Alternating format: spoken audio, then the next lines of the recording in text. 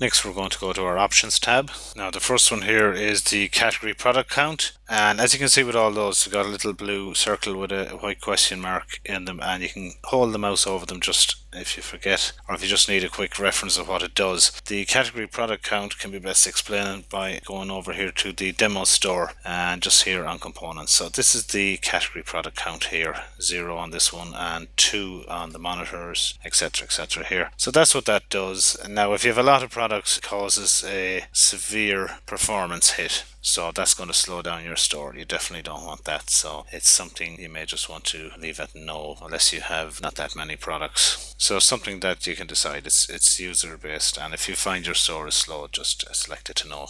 So the next one here is the default items per page, and this is basically the amount of products that you're shown under each category in your catalog. So if you go in here to components again and monitors, for instance, there are 2 products shown in this catalog. So this setting here is basically to set up the amount of products that you're going to display there. Now the list description limit catalog, let's go and show you what this means. And the list description limit just limits the amount of characters that you display here. So when it reaches the amount of characters, it just put a couple of little dots here at the end to show you that there's more of a description. And then the default items per page, this is just for the admin section. Again, it's showing you your catalog of products, and again, setting up how many is shown per page. You can set this up to whatever number you want. If you have 500 products, you can have 500 products displaying, but that's going to take a while to load, and sometimes it's just easier to sort them into set amount of products per page.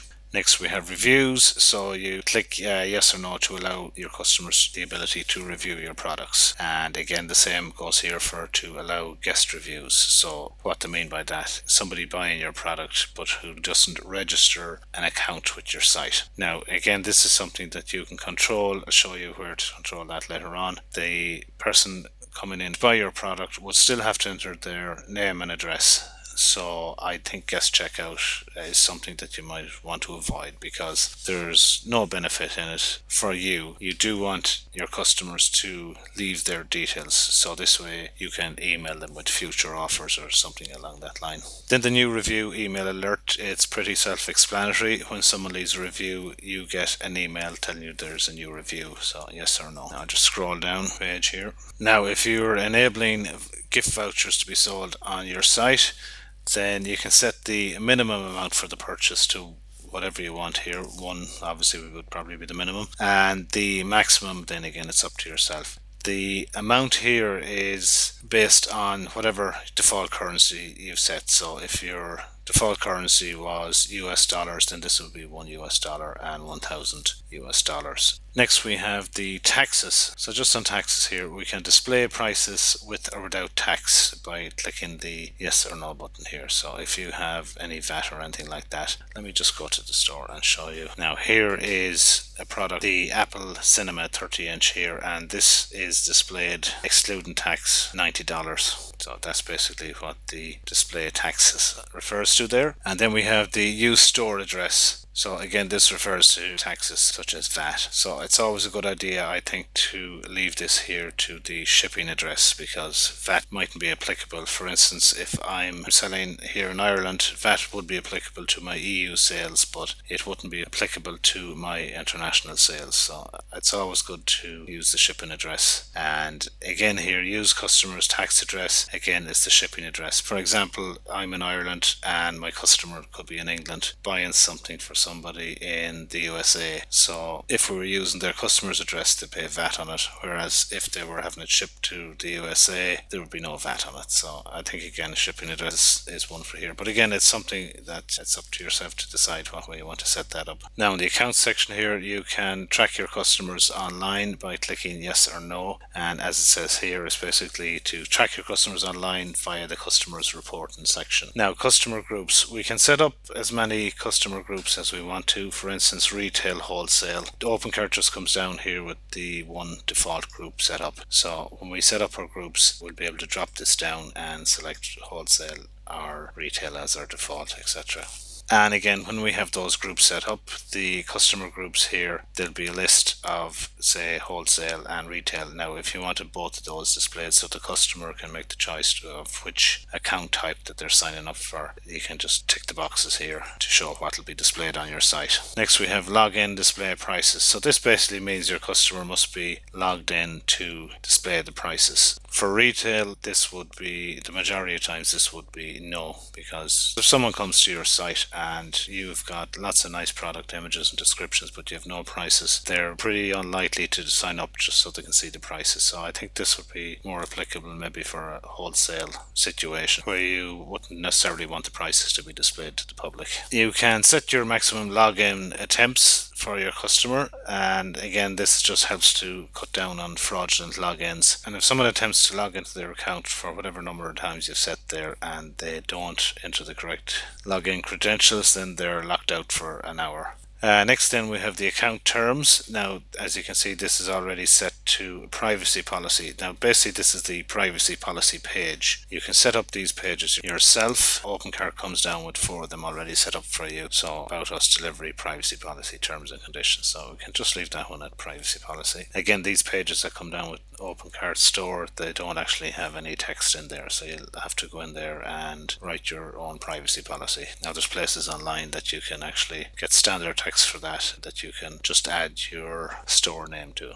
Then the new account email alert, that basically, as it says, when someone creates a new account, that it'll send an email alert to your inbox. Now I'm going to scroll down again to the checkout. And here we can set up an invoice prefix for our invoice to look something like this. So the invoice number will start with INV-2013-00. Alternatively, this can be anything you want. It can be as simple as just a 1, or you can simply just leave it blank so there's no prefix in front of the invoice. Then we have the API user, and that's basically set up there. There's no choice here at the moment. It's just API username, and it's something I'm covering in later videos.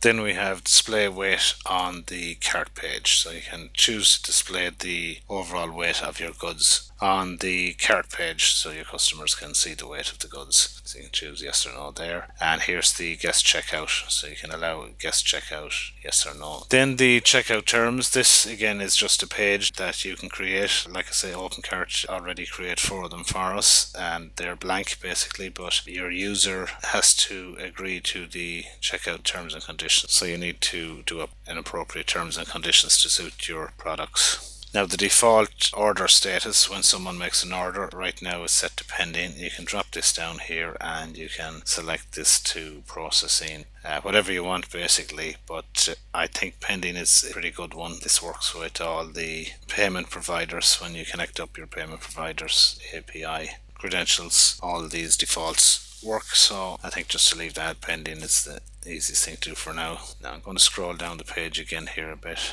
Now the processing order status, basically this is already selected to processing, and until the order reaches that status or above, it's not going to actually subtract stock. So I wouldn't really do anything there with that, that's fine. And then the complete order status here, if you're selling a downloadable product, the order status must be ticked as complete before your customer can download their product. Next we have the new order email alert, again self-explanatory, yes or no when a new order is placed. And display stock, basically this displays the quantity of remaining products that you have. And then the show out of stock warning, this basically when your customer is checking out will put a big notice on the top of the cart just warning them that they're about to purchase an item that's out of stock. Now you can control this even further, that your customer isn't actually allowed to check out an item if it's not in stock by clicking the stock checkout here to yes or no.